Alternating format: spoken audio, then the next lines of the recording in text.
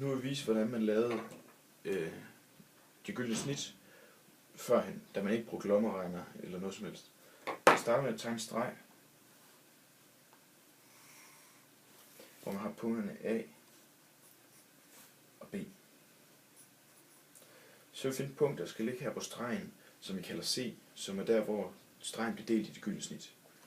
Vi ved, at reglerne for det gyldne snit er, at AB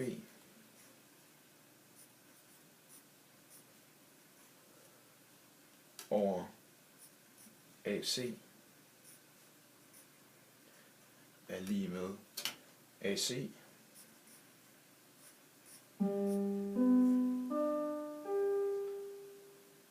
over BC. Nu bruger vi ikke det her. Nej, lyd. Mm-hmm. Nej. Og det er lige med phi.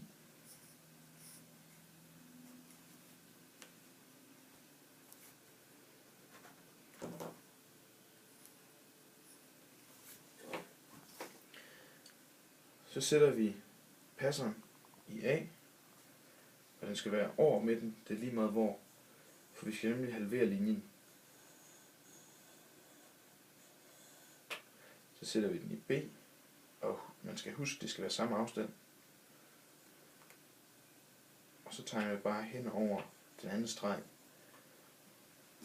Og så får vi 2 punkter, som vi trækker en streg imellem, og det er der, hvor linjen halveres. Det er derfor, vi gør det så langt ned. Det gør ikke så meget, jeg kunne bruge det ovenover alligevel. Så tager vi passeren og sætter et punkt, vi har fået, og over til B, og det er præcis halvdelen. Og så tegner vi op på stregen. Så sætter vi passeren i det nye punkt, og tager altså mere, og så sætter vi den i B.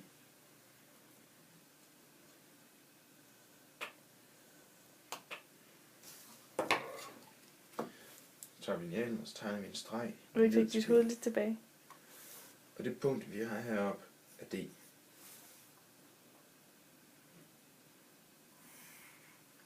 Nu har vi en trekant, hvor siden AB er præcis 2 gange større end BD. Og vi kan se her, når vi lægger vinkelmåleren på, at den er retvinklet. Lav lige den der lille tegn for den der retvinkel.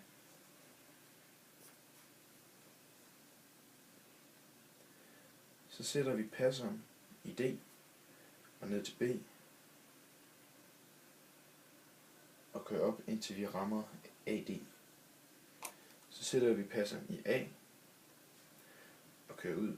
Så på punktet her, det hedder E. Så vi rammer E, så kører vi ned til vi rammer AB. Her hvor vi ramte AB, det er C. Og her deler linjen i det gyldne snit. Nu vil vi så bevise, hvorfor den gør det. Vi har AC,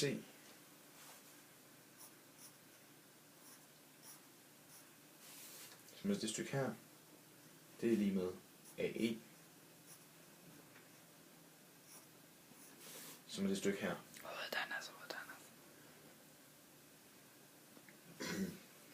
Det er det samme som AD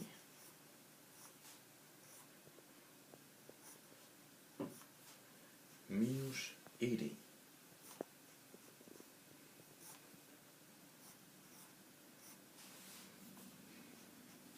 Og det er igen det samme som AD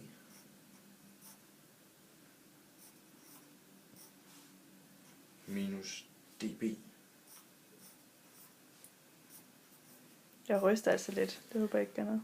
Det er alt det kan vi se, fordi ED er det samme som BD, og AE er det samme som AC, og så videre.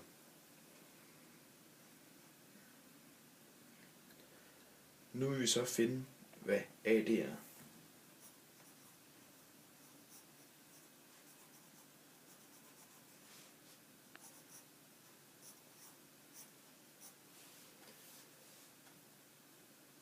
Så vi bruger Pythagoras. Vi ved den er retvinkel, så vi må godt bruge Pythagoras sætning. Så jeg siger AD i anden er lige med AB i anden plus BD.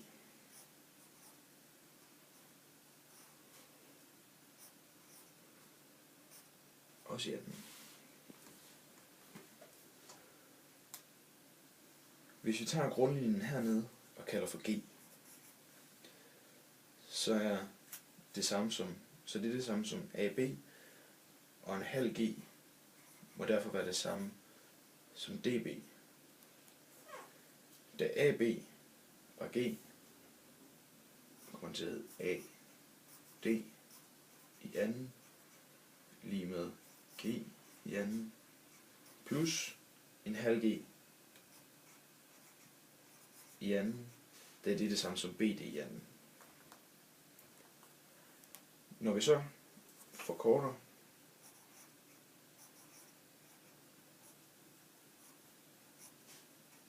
der står G i anden, plus sætter vi i anden ind, så der står 1 i anden og 2 i anden gange G i anden.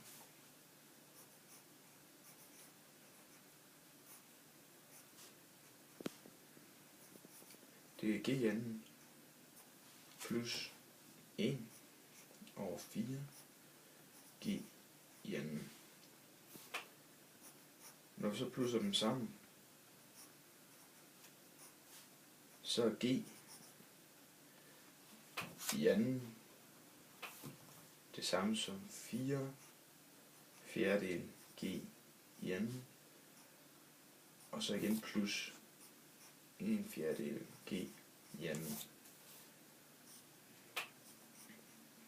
Så bliver AD altså 5 fjerdedel G i anden. Nu tager vi så kvadratroden af begge, så vi har kvadratroden af AD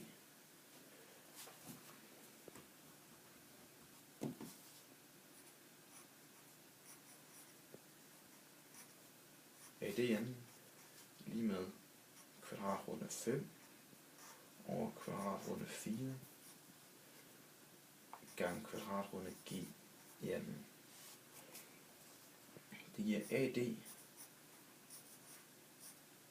lige med, da kvadratroden ophæver i anden, lige med kvadratroden af 5 over 4 over 2, der kvadratroden af 4 er 2 gange G. Igen her ophæver kvadratroden i anden. Nu har vi så, hvad AD er, så det sætter vi ind heroppe, så der kommer til at stå kvadratroden af 5 over 2G minus dB. Vi ved, at dB er en halv G, så vi kunne skrive kvadratroden af 5 over 2G minus, i stedet for minus dB, så minus en halv G.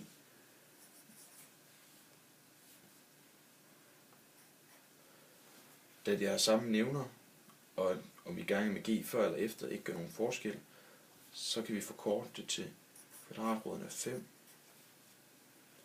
over 2 minus 1 G. Kan vi pause den?